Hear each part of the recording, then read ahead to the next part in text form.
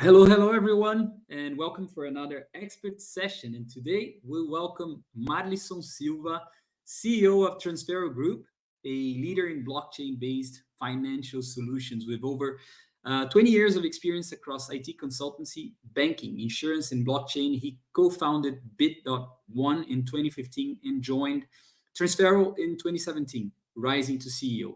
Under his leadership, Transfero secured authorization from the Brazilian Central Bank as a payment institution and is preparing for a future growth and potentially an IPO. So, special thanks to our sponsor, Airmeet, for supporting this expert session. Marlysson, I always like to start with potentially with a controversial question. And the question today is if do you see governments canceling crypto? What are your views on the future of cryptocurrency, especially with the new government now in the US? You're on mute. Uh, Hi everyone, it's a pleasure to be here. Thank you, Carlos. My point of view about crypto industry as a whole and the regulators is that they need to understand and learn more about not only the technology but the use case. For example, Trump it's doing a lot of things in the US. So everyone knows and see that crypto it will be used in a large scale, not only for people but the companies. And we have a lot of companies using right now. So we have importers and exporters, COMEX as well using crypto right now. We have several companies paying for their raw material using crypto. We are tokenizing several companies and projects to bring money to their operation, and after that, delivering some yields or return some kind of interest rates for the investors. So, what I see is the future is nearby us. As soon as we start to learn more about crypto, it will be better for everyone because you can enter in a good moment.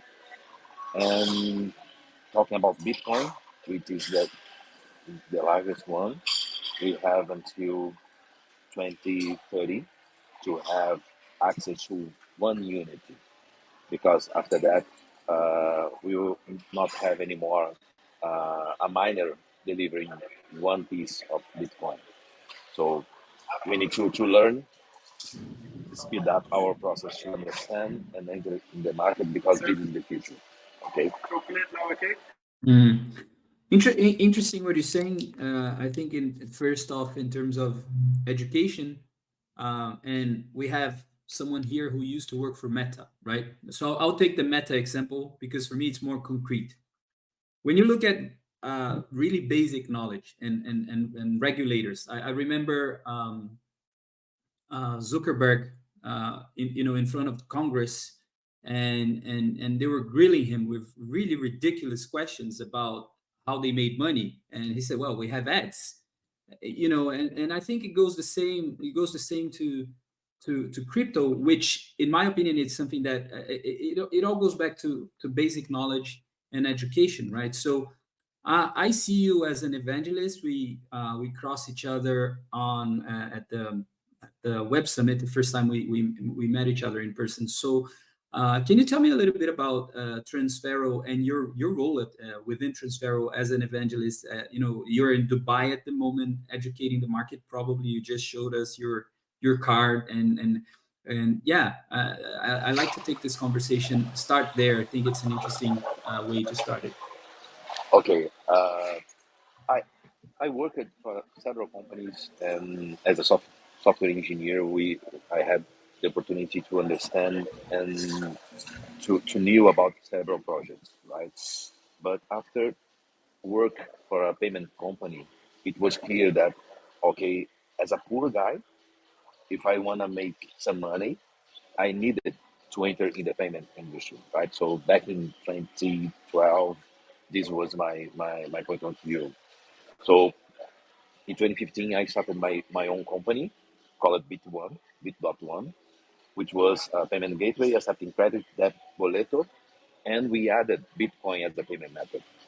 In 2016, after won some prize from several innovation programs, one of that there was the Innovabra from the bank Bradesco in Brazil, right?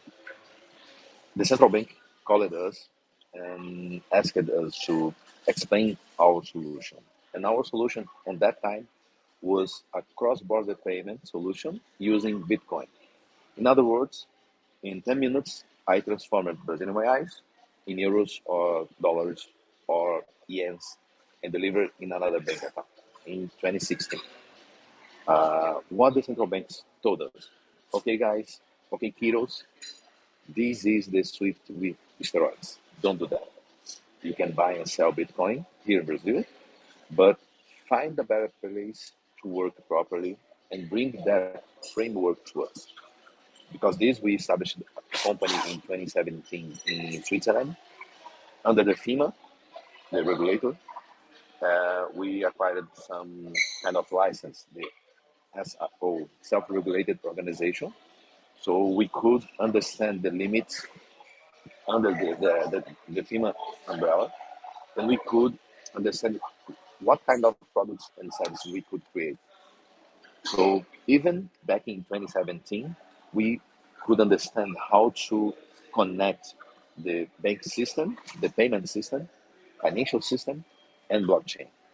So, for example, now the central banks, they understand how works stablecoins, how it's working Bitcoin.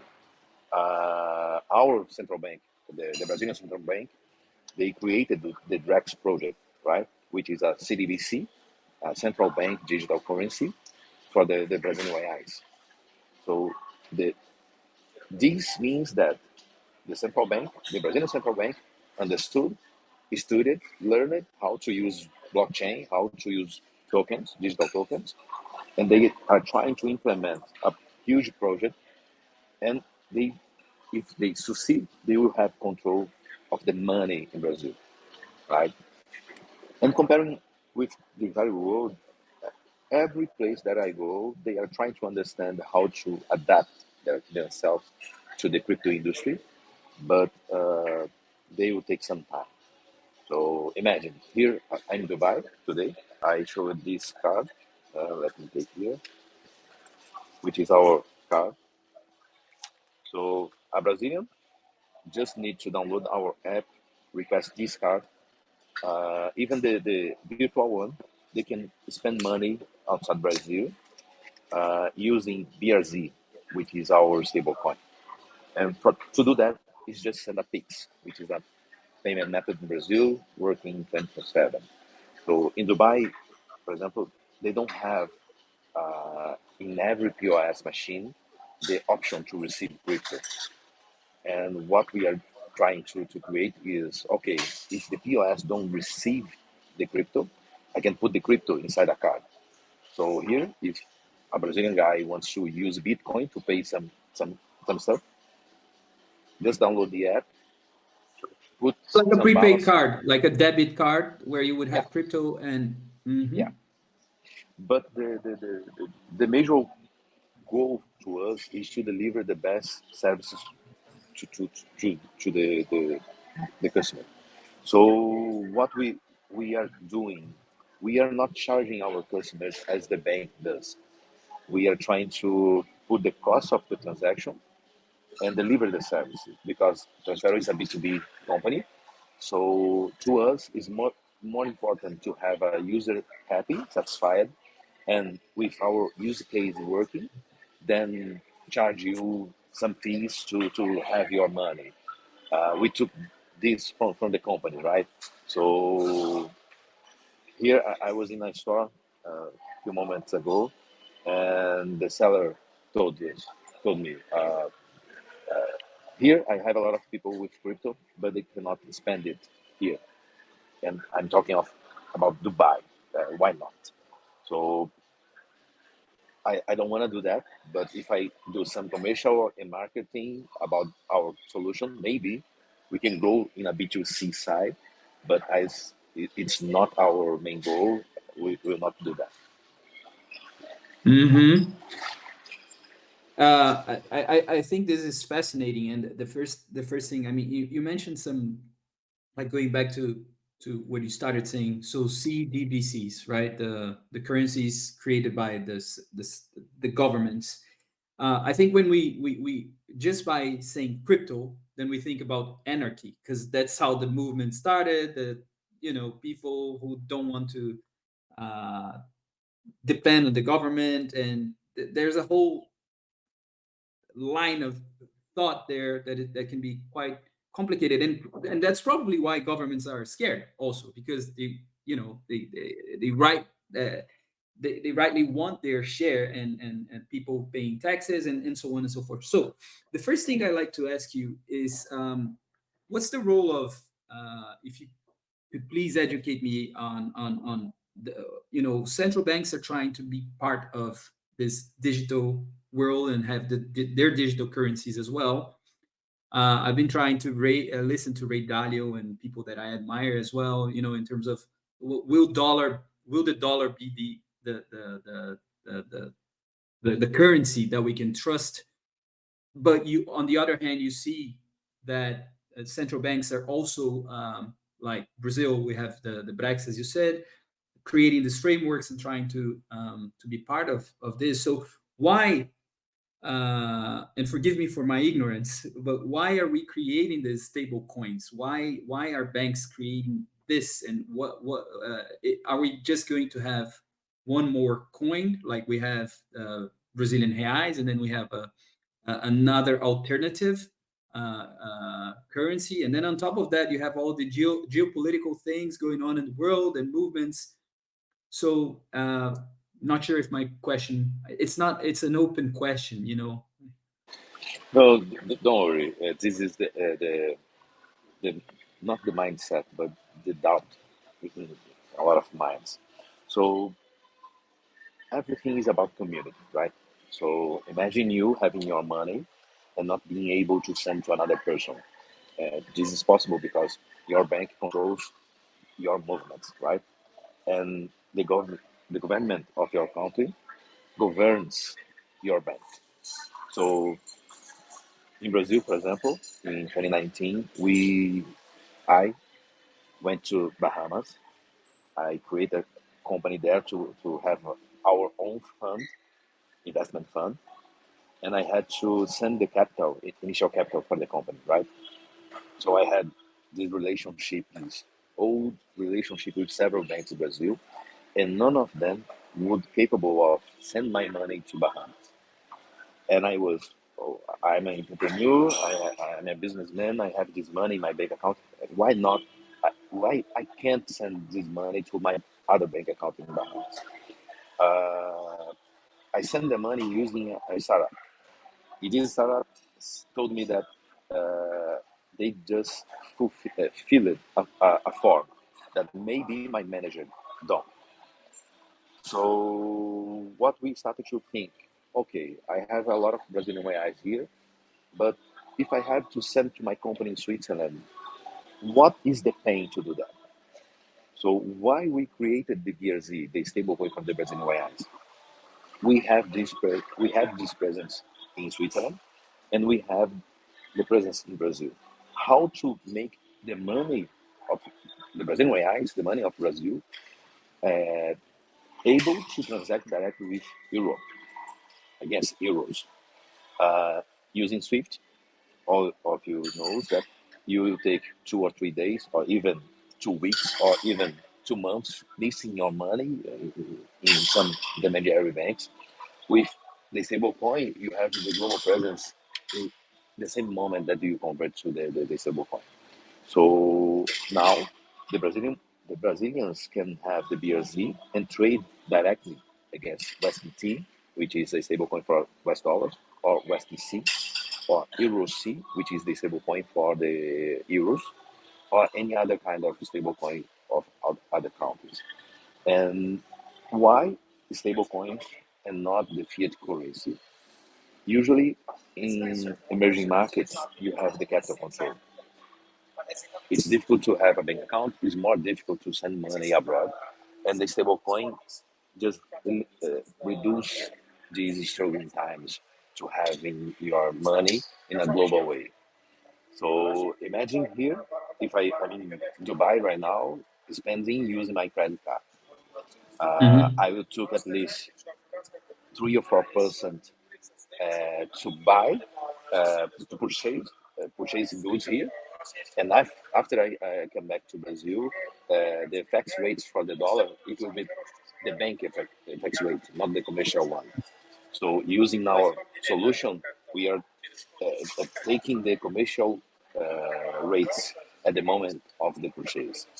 So comparing what the people are building in Web3 or DeFi or in blockchain industry with what we have in governments and banks, uh, not taking the path of anarchy or kill the banks, not Yeah. looking into this, but in the normal daily use of money, we are trying to deliver freedom to your money.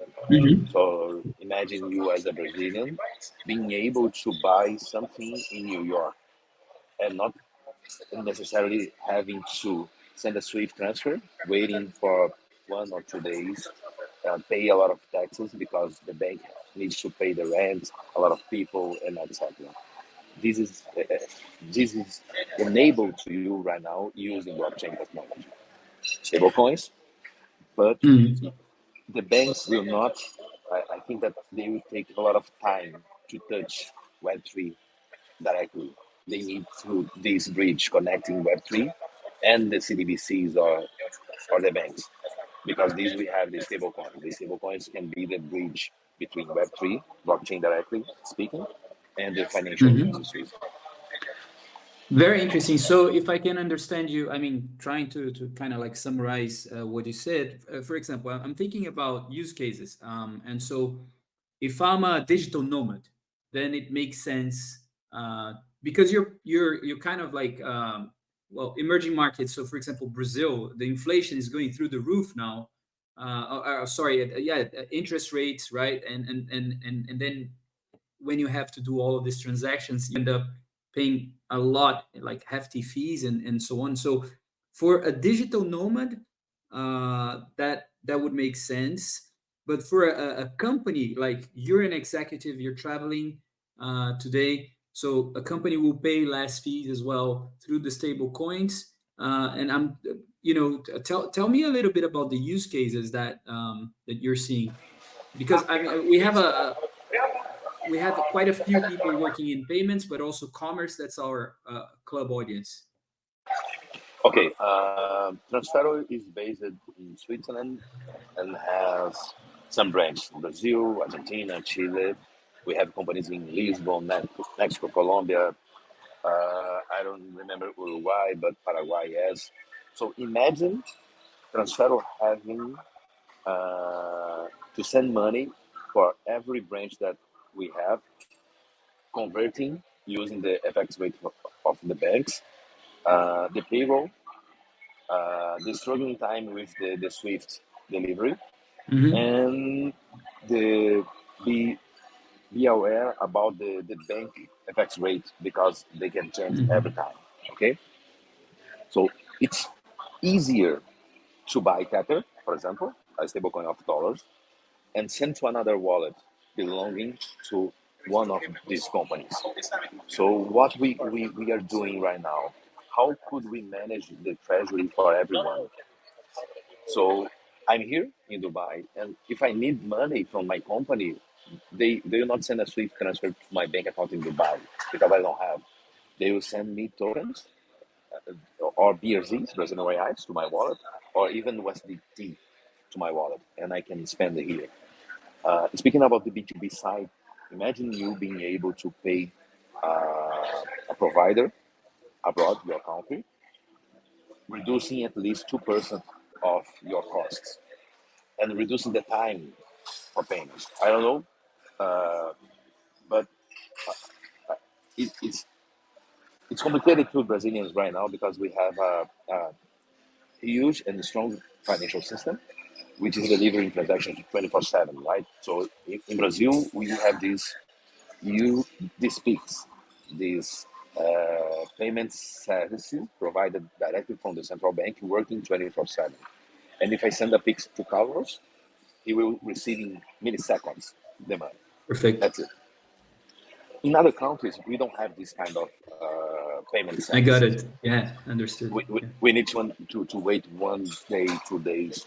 I don't know how many days you need to wait to money reach your bank account and confirm the transaction, right? In blockchain is the same, 24/7, 24/7. You can send money to everyone, everywhere.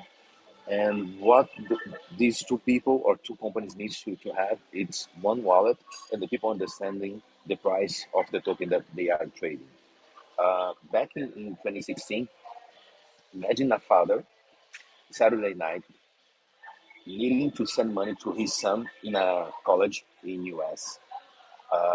If his son, okay, pai, I'm lost here. I don't have any money. I don't have my card right now, and I need to pay for something. What I do right now at 10 p.m. No solution. Needs to wait to Monday, and I don't know if the money will reach his bank account on Monday. We solved several problems like this one, sending crypto for their son. So we teach it how to use a wallet, how to convert crypto into fiat, how to receive the crypto, and how to pay with crypto.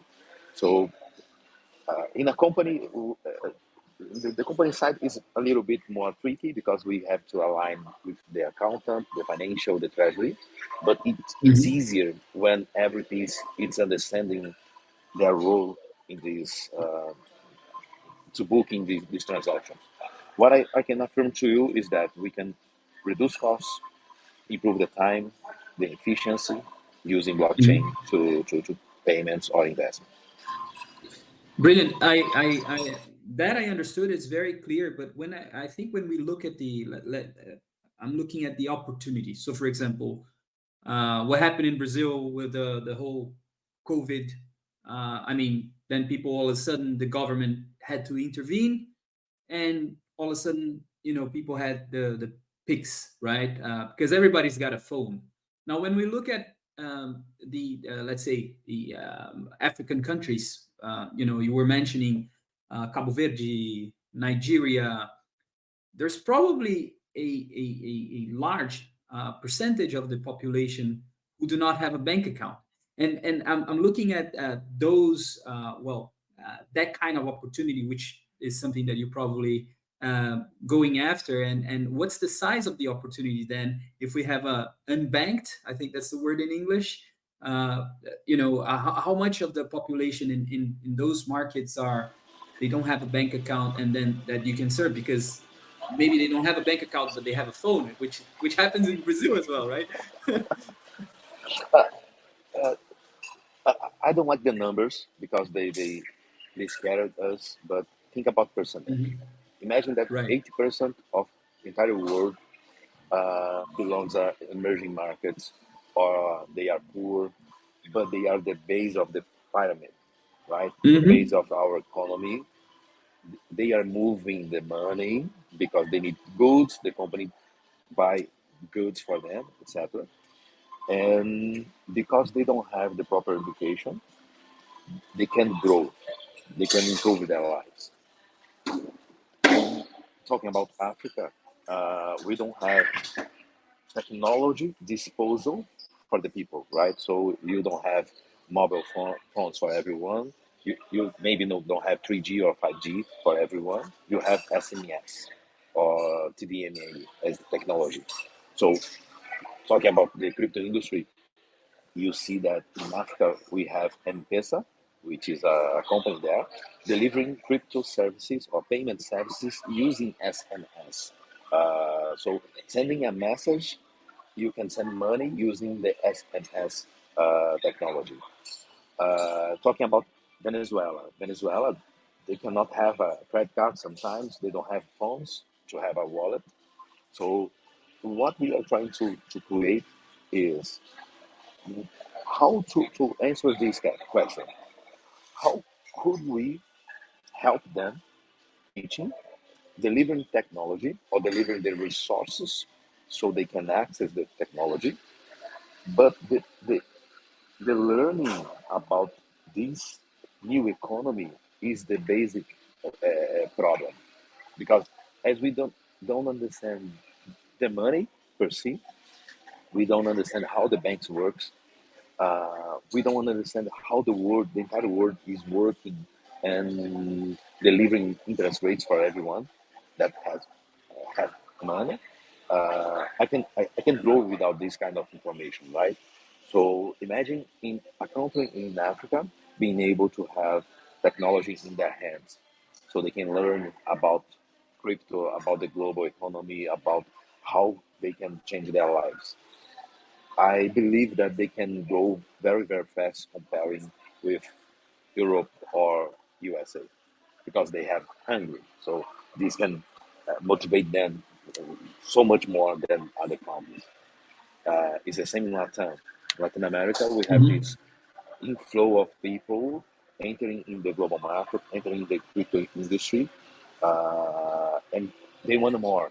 They want more, Mm-hmm. because this we have a lot of companies, U.S. companies or European ones, hiring people in Latam because they started to be relevant or relevant intelligent about the crypto industry as well. Not crypto, but the technology, etc. It's the same Sure. with India, right? Mm-hmm. Mm-hmm. And Marlison, when we so you spoke about financial inclusion, which is what you do. The question I had was more like, you're building a framework alongside our central bank, right? Because if you build this framework, then of course, I mean, it makes sense to go to other central banks and say, hey, I mean, word spreads. You have a very strong case in Latin America. The money is flowing. You have something really decent and creating financial inclusion. But tell me a bit about the actors. Like, who do you have to get involved into the whole process? So you have the regulators. You have what's the your ecosystem of influence, if you like, that you have to go through. You know, like to get this to get the ball rolling. Uh, we need to talk with the regulator, but the regulator, I think that they will be the last one to move. So the last one. So Good. what Sure. we need to create first the use case. You need Hmm. to have a partner in another country, in another place, struggling with something, and Hmm. and keen to test something new. So once we solve this problem, we have the use case for the market. So it's working for him. Let's bring more. So you can connect your bank manager, a bank, a payment service provider, POS machine manager. So we can start to create this ecosystem, teaching them and making them understand there is nothing wrong here. We are using the actual regulation, the actual law. It will be applied for this transaction. We have Hmm. this legal opinion for this huge um, lawyer. So what we do when we go to another place is the lawyer is the first one, the accountant is the second one, the banker is the most important guy that we need to be closed, because uh, they need to understand what will happen with the money, because money usually don't move from the bank account, they stays in the bank account. What is moving around the world is the digital money, what which is what we created our stablecoin. So imagine we had more than 1 billion Brazilian reais stay parking in our bank account. While this, we had 1 billion ERZs circulating in the market. What this means? My banker, it was very happy because uh, we applied in some investment option there. They had 1 billion Brazilian reais parking in our bank account. They were they were happy. After that, we had the central bank talking with us, trying to understand, guys, what are you doing? We present the legal opinion. We present the agreement with the bank. We present the use case, and until now, okay, it's okay. To give you an example, in Brazil, we started as a payment gateway, right? So we are processing credit, debit, boleto, and Bitcoin.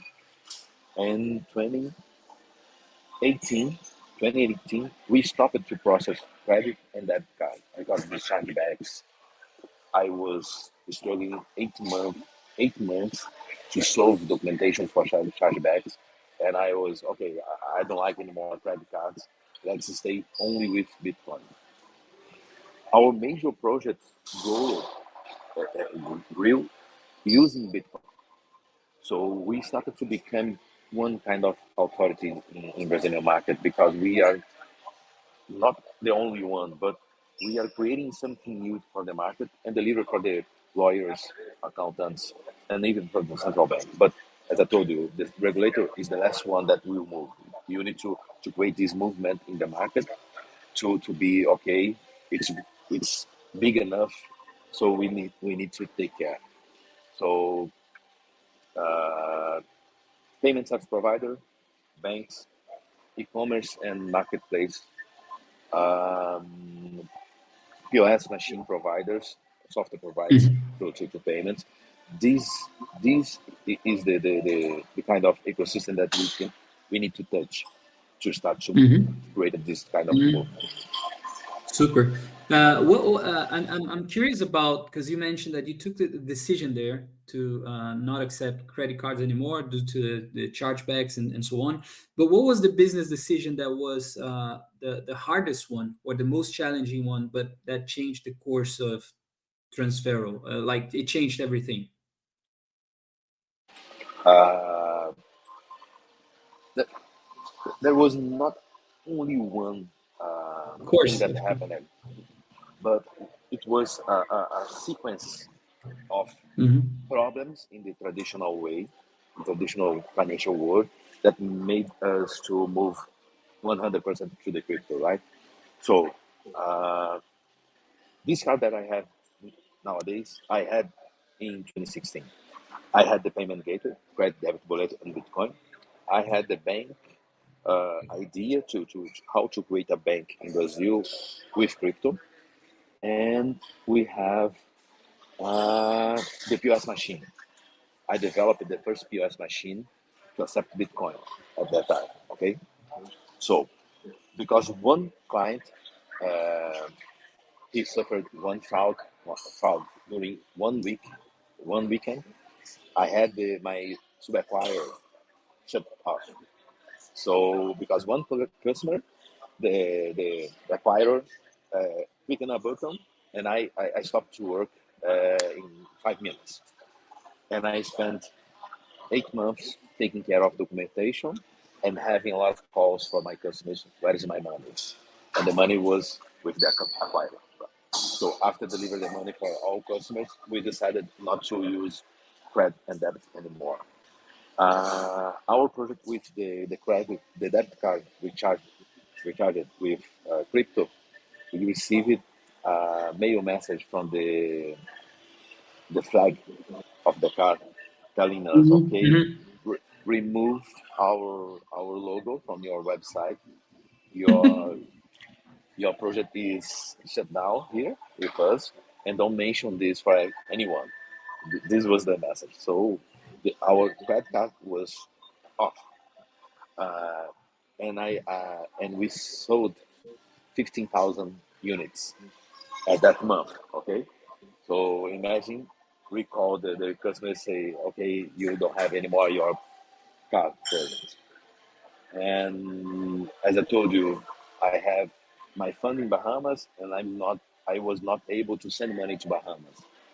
So every kind of problem that we had moved us a little bit more close to crypto. And now I have my bank, my payment institution in Brazil, fully regulated by the central bank, and I have crypto inside the ecosystem. I have a digital bank without being a bank, but using banking services. I have a crypto management firm making some investment management only for crypto, and I have another company fully regulated by the CVM in Brazil, our SEC version.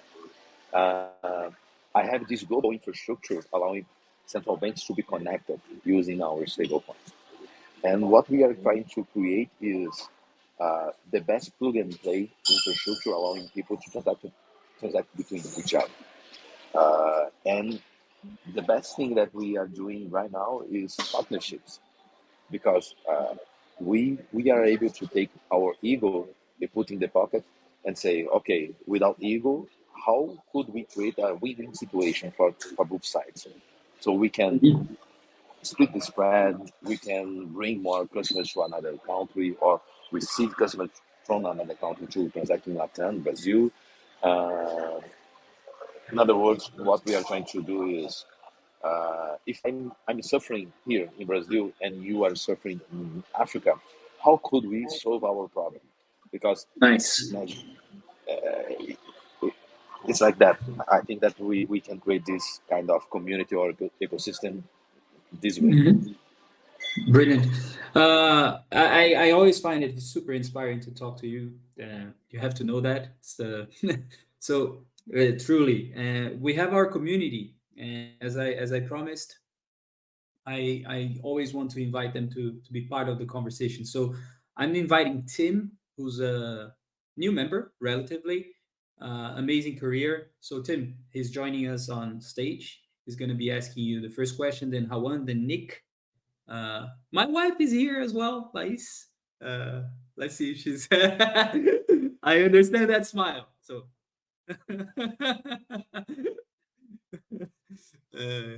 oh boy. Um, let me just see. Gotta fetch him on the backstage. Is he at the back? Yes. Move to stage. All right. I'm trying to Hey. get you technology. Yes, we can see you, man. Carlos, you've ambushed me. I've been listening. I mean, I have a handful of questions, but I think you sort of touched on this, both of you, in the earlier conversation about sort of who the customer, not the customer base, but how you can scale the technology against fiat currencies, because central bank digital currencies are good, and my understanding is not excellent, but it's decent. But what's the I guess my question is sort of what's the onboarding, what's the ramp to onboard both a customer and conceivably an economy to take on this as a sort of as a general population payment method? I know we talked about developing markets being unbanked, and I think that's obviously the low friction entry point. But what's the on ramp to get people to, because it's not, regardless of how much one might understand blockchain and Web3 and the underlying technology and the security of it all, you have got to be battling a little bit against the perception piece around crypto as well, and the speculative nature of that. So do you want to speak to that a little bit? Okay. If you think about the entire market, let's put this in this way. You have the technology on top of that, blockchain, crypto, etc., tokens, NFTs. It's here on the cloud. You have companies connecting this using bridge, fiat on off ramps, and other services to make people and companies trade those assets. But on the base of all of this, you need to have a regulated company or a bank or a government accepting to be connected via this bridge, right?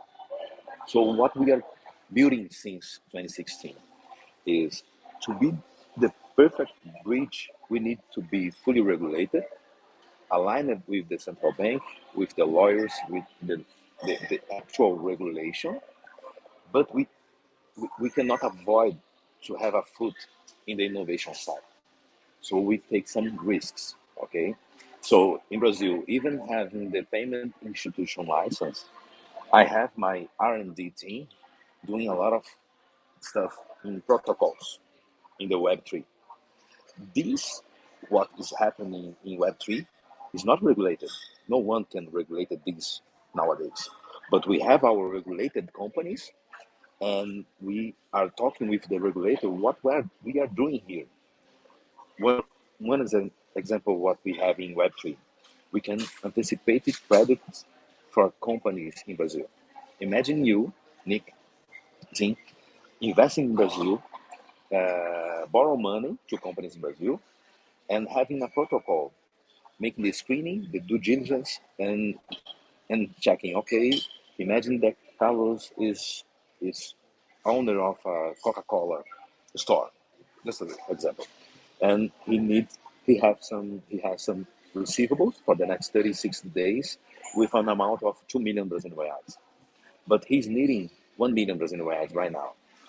If he clicks in the button of the POS machine, he will be charged 3, 4, 5% just to anticipate this spread.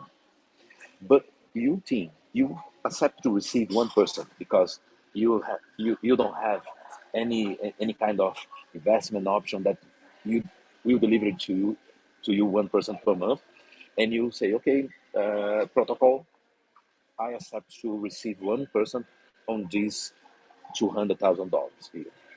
So what we do, we convert $200,000 in BRZ.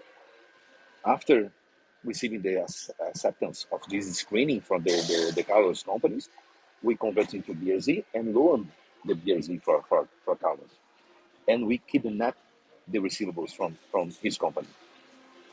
So for the next 36 days, I start to receive my bank account, the receivables that once was from Carlos, but now belongs to me because I had a contact with him. So after the maturity of the receivables, after I received the 1 million that I had this contract of loan plus 2 or 3%, I say to, okay, these receivables not belongs anymore to me. You can pay $2, but now I have 1 million and I don't know, $12,000, and I just convert again BRZ to US dollars and deliver to team $200,000 plus 1%. You will be happy. The Carlos store will be happy. Everyone is happy. And if you ask me, okay, Marlysson, but regulation, etc., etc. Okay, from the real world, I have everything fully regulated. I can securitize these options. I can tokenize it. These. I did everything needed to prove to the bank, to the regulators, and to Carlos have a contract signed for with someone to blame. But think, what did you? What do you do? Just put money in a protocol, in a Web3 option, a wallet accepting your money to deliver some kind of yields or returns to you. This kind of products and services will keep growing in the Web3 industry, but it's a tricky.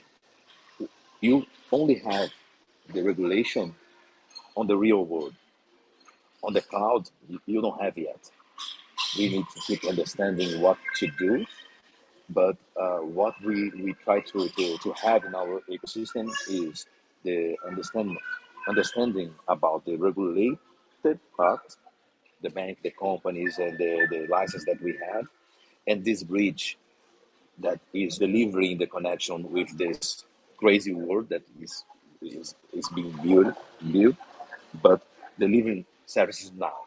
So this is the risk that we are I have right now. We have governments trying to enter, but they can't because they are living in the actual world, the real world, and we have a lot of people building new things here on top of that.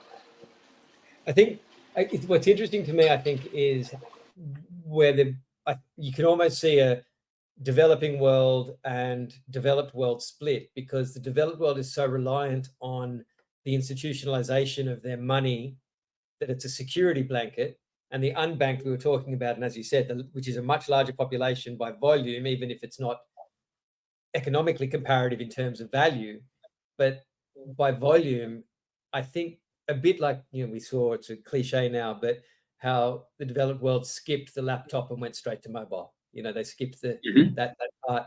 This, I think, will happen again. And I was at Binance for about 6 months doing a contract there, and we were talking a lot about just that idea that this immediate understanding and uptake, but I think there's a cognitive dissonance for a lot of people generationally and in the developed world to understand about the stability of a stable coin or a DBDC, CBD. I always get that one wrong, but these are hard things for people to sort of synthesize when you've been brought up in a system that says the money goes in the bank pays the interest, the bank looks after all of the transfers and protocols, and you don't have to worry. And we've all gotten used to waiting the 2 or 3 days. So I think your model's interesting of having the underlying regulatory structure around the company, but the protocols and the peer-to-peer piece around, blockchain contracting and Web3, like that piece, which is immutable and so actually safe. But there's a really interesting communications piece to do for the industry at large. And I don't know if you've read Chris Dixon's Read, Write, Own, the guy from A16Z, who's their crypto. But that book in terms of simplifying the technology, I think is I think it should be almost.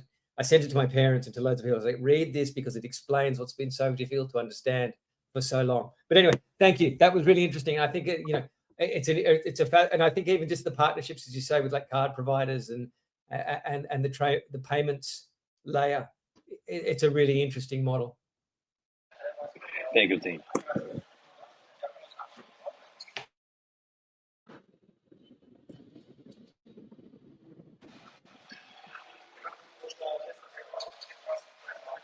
You are on mute, Carlos. Oh, sorry. That was my turn. Nick, go ahead. Thanks, Tim. Hi,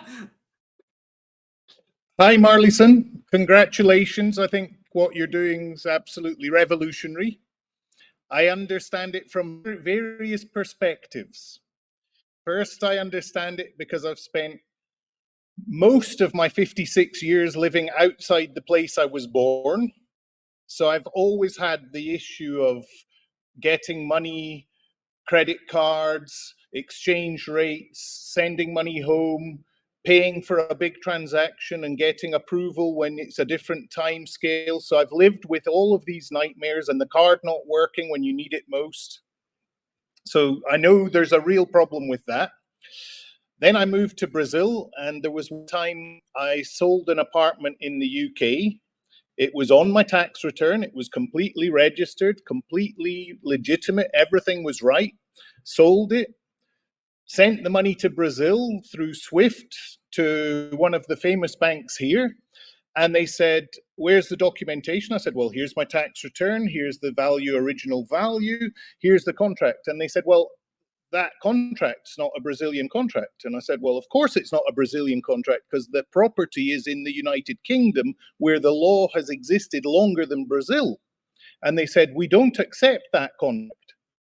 And I said, well, surely you must have accepted money that has been legitimately sold with the documentation. Please help me solve this problem. And they said, we're not allowed to help you. We're here to check for the central bank that all the documentation's right. And in the end, it took 6 weeks of documentation. And the magic word was apostilla de haya, because the apostilla de haya basically makes your contract to be, it's like a consular copy.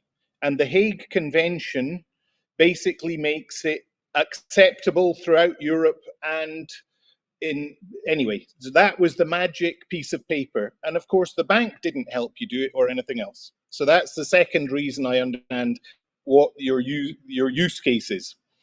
The next reason I understand is when in about 2017, I saw a solution that was doing cross-border payments, similar methods to yours, cross-border payments using underlying crypto exchanges to make the international section, and basically getting money from A to B, and the 4 people involved all shared part of the transaction, so it basically became a win-win for everyone. And I thought this was genius as a kind of solution. Unfortunately, as we all know, the crypto worlds had lots of Wild West and all the rest of it, and it's still meandering along, but it wasn't a huge success. But the idea's there. So I think what you're doing is incredible. But when you actually look at all the stuff that's happening in blockchain and all the protocols that exist and all the possibilities that haven't yet been designed, it's an absolute jungle. And there's so much learning to be done. And I've passed months researching things, and every day you discover something else. And for sure, there's so many more things to be done in the future. So Thank you, Nick. This is crazy because our solution that we have now, the idea is since it was conceived in 2016. So we are working since then, but in Brazil we could not deliver the solution because the central bank told us, okay, don't do that. So after the Swiss brand, we were able to offer the market. It's crazy because the lack of knowledge from their part uh, don't allows us to work properly. So this is what happened. The technology is here, the process and stuff, they are here, but we cannot use it because they're regulated.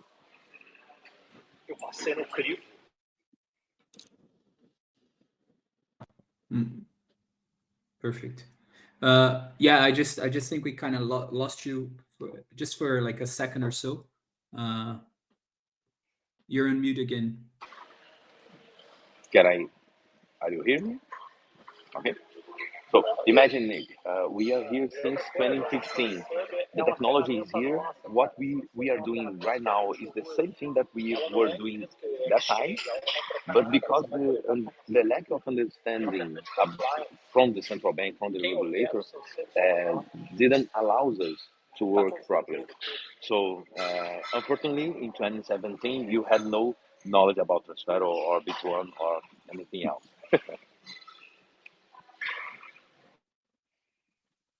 Brilliant. Thank you, Marlison. Nick, do you have another question? One of my questions was, I saw your card, I looked on your website, and if we wanted one, any of us interested viewers, where would we get one? Or do you not do B2C? I have something on that as well, because we're a big community now, almost 415 world-class members here. Just saying. Who travel a lot. Exactly. Don't worry. I will pass to Carlos everything that you need to download the app, to have the account, to request your card. And if you download the app, Transfero app, you can make the onboarding process and request a virtual one, which is the first one that you can have added add him in the wallet of your cell phone and use it. But you can request the physical one, and I can send you to your home. So I will talk with Carlos to send for the entire community. Okay. Brilliant. Very good. Thank you very much. Awesome, Nick. Thanks. Hawan, your turn. Go ahead. Hello, Marlysson. Great to see you. Great to see you again. And great session. It's always really interesting learning more about your history and the new great things that Transfero are creating. I'm here living in USA, and since the last president was elected, we are hearing a lot of things about digital coins and bitcoins and all that stuff. So I'd like to hear from you, what are your perspectives, not in a political way, but in a technological. What do you see from technology? Do you think will be great years from now to Bitcoin? And also, what do you think will be opportunities for Transfero or for many companies during this period? Um, I will try to be conservative about this, okay? But I'm not conservative guy. I know, like very aggressive, okay? Um, Imagine the entire world understanding how to deal with this kind of technology, and an Indian guy paying in US in a fraction of seconds. Imagine a US guy or you living in US being able to pay for your goods in China directly without using the traditional rails from the banks. Now imagine the government understanding that they can have their own CDBCs, but they can have access to other kind of services and products using grids like Transfero or even protocol. Okay. Now imagine the population and the companies understanding that they can invest in something that will keep growing. They can use Bitcoin as a value reserve or investment for long term, and they start to hear from people or companies as Transfero, MicroStrategy. You have Michael Saylor, which is a kind of god in US right now, speaking about his investment on the MicroStrategy strategy right now. So I think that we are in a good moment to enter in the market. The miracle was made, right? So Bitcoin was from zero and now is around $100,000. So until the year of 2030, the 99% of all Bitcoins, it will be mined. So if you have the chance to have one Bitcoin right now, it's now, because take this one and wait. Because if the government and the people and company start to buy Bitcoin as a value reserve, as a new gold, man, $100,000, it would not be the price next for 10 years. And only a little speculation here. If Trump, US, start to buy Bitcoin right now, we don't have the market to offer Bitcoins to the government, right? So what will happen? The price will start to increase because we don't have the offer to the market. But we will have more companies and governments trying to buy new Bitcoins because Trump started to buy. The only movement to not sell those Bitcoins that they have in their treasury is a good move, because if the US government has Bitcoin in their treasury, why not me? And when you take MicroStrategy, BlackRock, A16Z, and other big guys as Google structuring their financial to try to take a piece of Bitcoin in their treasury, you have Elon Musk with Doge and Bitcoin as well. Man, we need to study a little bit more and enter in this market right now, because it's not for us to use it in a daily basis. Maybe our sons, our child, you grow in next 15 years and it will be a reality for them. But in a view of investment, we need to enter right now. So each piece of Bitcoin or crypto that you buy right now can become a huge amount of money in next years. So what I teach for the young people in Brazil, please don't eat your next Big Mac, buy Bitcoin, and wait 2 weeks to understand the magic. So if it goes up, you want something. If you goes down, you still have the money because you don't sell the token, right? So you need to wait for the next movement of the market. So for us, that we have white hair in our face or hair or head. I don't have any hair in my head anymore. I think that we need to enter in this market understanding as an investment option for our portfolio. It's it's huge what can happen. And talking about investment, for example, if you ask the manager and the investor about the next year, what they receive as a return or interest rates, we had 20, 30, 50%. In crypto, Transfero has portfolios that delivered 74, 92, 122% last year. So you need to leverage the risks, but you need to enter in this market. It's huge for us. Great. Thank you. Thank you for your great answer. Thank you. Thank you, Owen. Very nice. All right, so we're on to an hour now, plus the time that we had on the networking room. Marlysson, as usual, maybe you like to do some final remarks here. Really nice to have you. I just so you know, we publish this on YouTube, which is growing. It's very cool. On LinkedIn, I'm gonna add all the links. But final remarks and yeah, how people can find you and Transfero and yeah. Okay, Transfero, you can find it on the website, transfero.com. LinkedIn, Instagram, we have our own channels for the social media, but you have my contact directly in the Evolve Club. So it's just send me a message, drop me a message, and I will have to help you. If you need a master class to investment, I will have to educate you on how to leverage a little bit of your risk investing in crypto. And if you want to receive crypto as a payment method, I will have to deliver to you some solutions that we have right now. So we are very open to make new partnerships, new connections, and our main goal is to grow. So I'll not be the major one, the big one, the best one, but I can be one.